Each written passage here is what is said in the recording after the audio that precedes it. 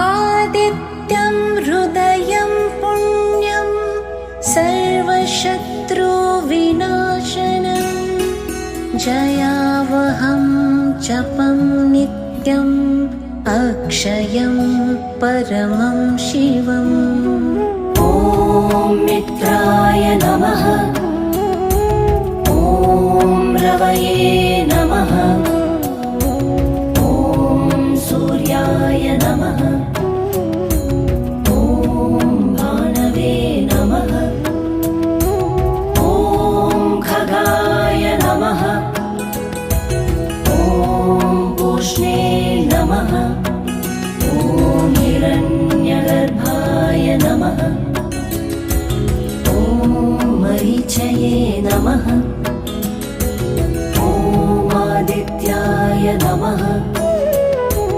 ॐ सवित्रे नमः। ॐ अर्काय नमः। ॐ भास्कराय नमः। ॐ मित्राय नमः।